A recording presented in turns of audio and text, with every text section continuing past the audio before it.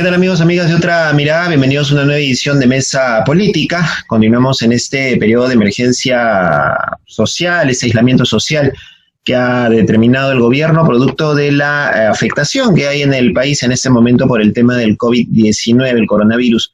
Hemos tratado varios aspectos durante estas semanas, pero hoy vamos a hablar sobre un aspecto fundamental, el tema de la salud desde la mirada de los derechos humanos. Para conversar sobre el tema estamos con Susana Chávez, ella es directora de Pronsex y también es impulsora de la Plataforma Ciudadana para Formulación de Políticas Públicas en Salud y Derechos Humanos. Susana, ¿qué tal? ¿Cómo estás? Bienvenida a Otra Mirada.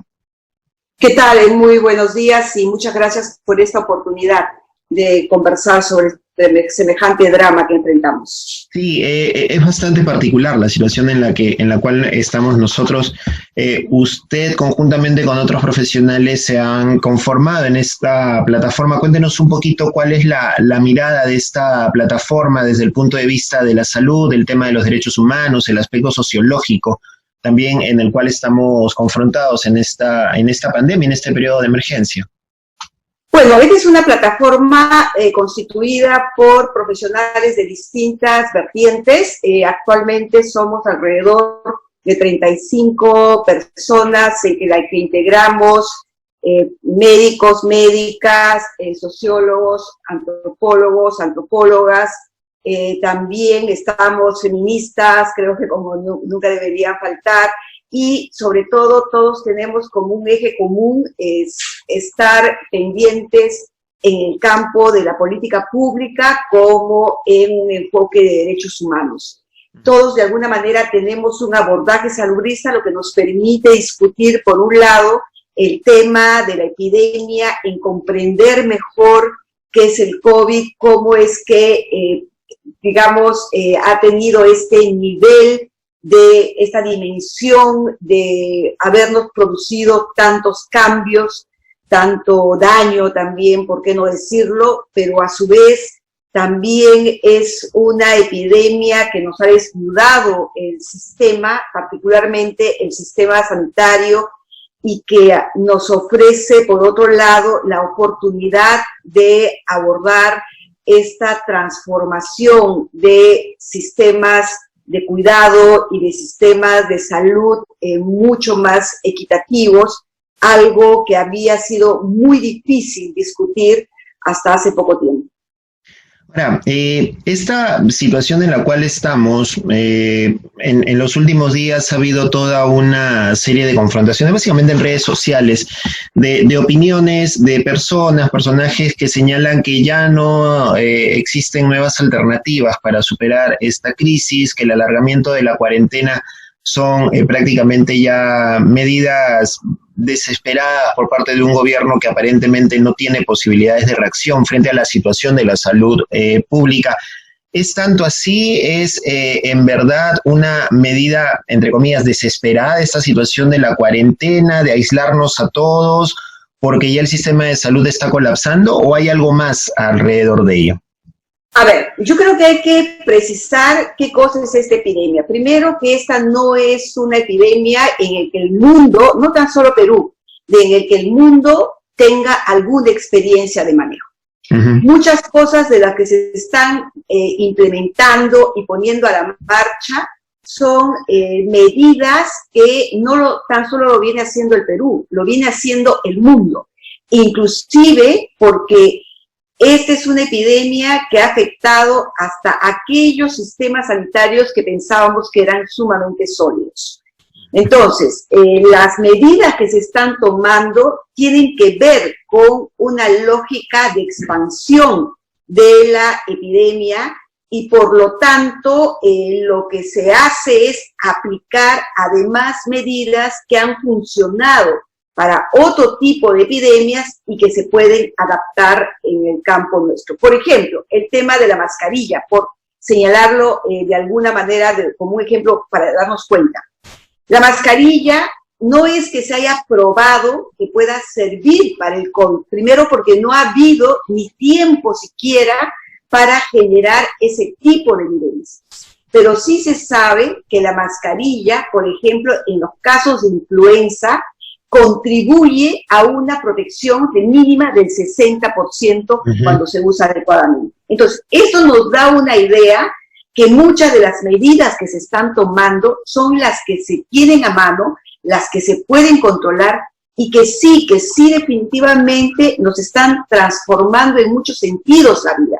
Pero eso no significa que sean medidas aisladas de un gobierno, de un Estado, o que sean medidas que simplemente no se tienen otra manera. Yo creo que rápidamente la ciencia, los investigadores están también tratando de trabajar otro tipo de medidas. Inclusive, por ejemplo, se están proponiendo desde uso de medicamentos que se utilizaban para otras enfermedades para paliar esta enfermedad. Entonces, hasta ahora, lo más seguro que tenemos efectivamente es el tema del distanciamiento y el aislamiento. Y que sí, nosotros seguramente podríamos enfrentar esta epidemia con mejores condiciones, seguro que lo habríamos hecho. Pero lamentablemente no ha sido ni el momento que nuestro sistema esté en esa capacidad de enfrentarlo, ¿no? Claro, digamos que todos hemos reaccionado, estamos caminando sobre un terreno desconocido de alguna forma. La ampliación de la cuarentena va a suponer también una serie de medidas que en otros países le han llamado la cuarentena inteligente, que tiene que ver con este regreso gradual de ciertas actividades, ¿no es cierto?, de también a asumir como personas, como ciudadanos, ciertos niveles de autocuidado. ¿Cuáles son estas posibilidades de autocuidado y qué tantos recursos tenemos en todos los estratos socioeconómicos, ¿no es cierto?, para acceder a estas posibilidades de autocuidado, desde lo más básico, ¿no?, el tema de lavarse las manos hasta una mascarilla adecuadamente usada, ¿no es cierto?, y del material necesario, hasta la posibilidad de un acceso a salud y a servicios de salud y a medicina, si es que se diera el caso. Sí, mira, yo creo que hay que comprender bien lo que está pasando con esta epidemia. Esta epidemia es de una altísima velocidad de explosión de contagio, pero a su vez es de una lenta reducción de disminución, digamos, de este proceso de cómo vamos a ir saliendo de esta enfermedad. En este momento es muy difícil decir que nosotros hemos llegado a la última etapa del pico.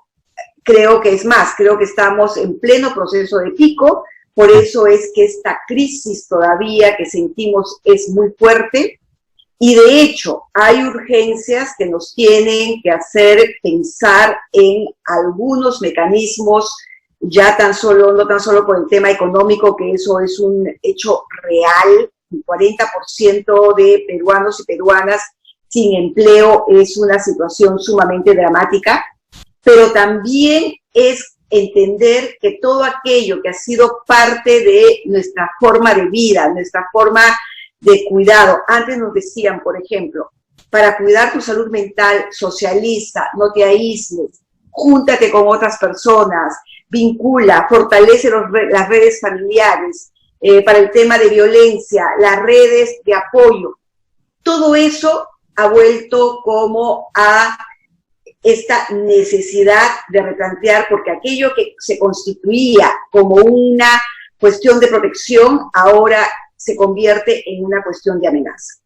En ese proceso, creo yo que si bien las medidas de protección probablemente tengan que continuar, lo que sí se tiene que comenzar a mirar es cómo reconstruimos esta malla social para que estas medidas, por un lado, sean mucho más extendidas y aprendidas y diseminadas, pero por otro lado también para comenzar a generar ciertos bolsones de, digamos, de manejo colectivo. O sea, estoy pensando, por ejemplo, las redes comunitarias sociales, que no necesariamente llaman a que la gente se agrupe, pero sí a que la gente se comunique. los liderazgos intermedios, las organizaciones de base, serían fundamentales que sean tomadas en consideración ahora en el marco de esta política. O sea, cómo esta política de martillo efectivamente logra articular con, digamos, con un nivel de red social que ayude a paliar también esta situación de la distancia social, que si bien es cierto, resulta necesario, no necesariamente es aguantable por mucho tiempo, ¿no? Es parte del proceso que creo que tenemos que comenzar a mirar. El tejido antiguo de las redes sociales, de estas organizaciones sociales de base, ¿no? O sea, estas organizaciones que funcionan en el barrio, el tema del vaso de leche, los clubes de madre, las organizaciones parroquiales, algunas ONGs que laboran en estas comunidades, en estos distritos, que conocen un poco la realidad y que sabrían más o menos también guiar a las autoridades de salud en qué puntos focalizar esos asuntos de aislamiento, tratamiento de síntomas, ¿no es cierto?, que de alguna manera podrían funcionar de mejor manera de lo que está funcionando ahora. ¿Es eso? Es eso, volver al concepto de territorialidad, que creo que me parece que es sumamente importante. Es esta otra forma, digamos, el Perú tiene algunas ventajas que podría canalizar este tema, el asunto de la expansión, por ejemplo, de los celulares, podrían ser como un buen mecanismo para generar.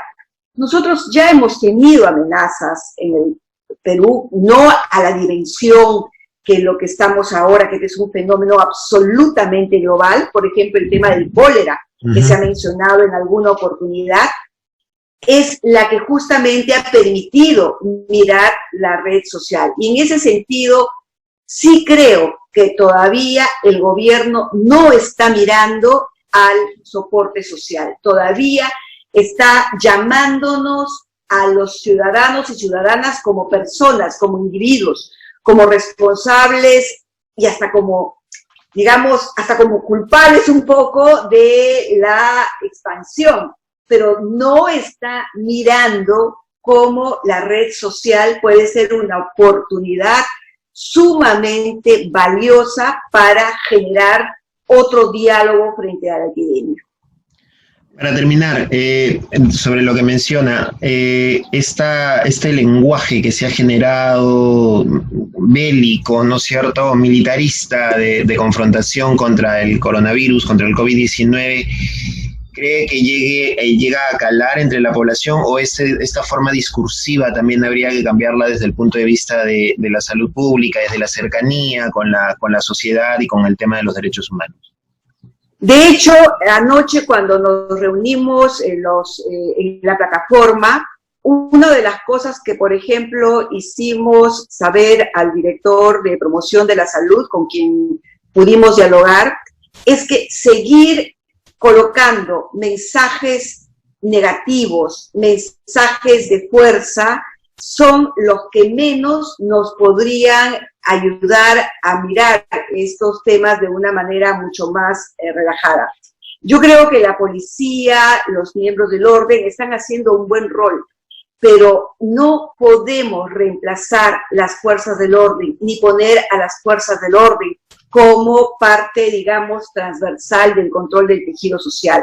Lo que tenemos es que mirar ahora y ver a la ciudadanía. Sé que estamos carentes de organización. Ese es un gran problema. Y eso lo que ha ocurrido en los últimos años, en donde la desmovilización, de la desmotivación para la participación ciudadana, donde cada uno ha tenido que arreglar sus problemas como ha podido, pagar su escuela privada, tener su seguro privado, nos ha llevado a generar una gran desmovilización. Yo creo que más bien ahora es el llamado a la unidad, pero es el llamado también a devolver ese liderazgo a la ciudadanía.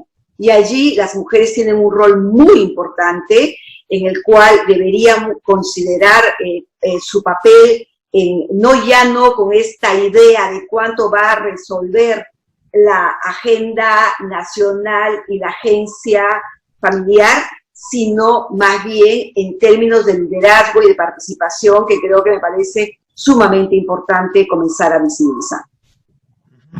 Muy bien, Susana, muchísimas gracias como siempre por conversar con nosotros y estaremos atentos a los próximos avances de esta plataforma y los acuerdos también a los que puedan llegar con las autoridades del sector salud, que sin duda alguna serán importantes finalmente para la sociedad. Muchas gracias. Muchas gracias a ustedes. Adiós. Saben que pueden encontrar estas y otras entrevistas como siempre en nuestra página web www.otramirada.pe. Nos encuentran también en redes sociales, en Twitter y Facebook como Otra Mirada. Hasta pronto.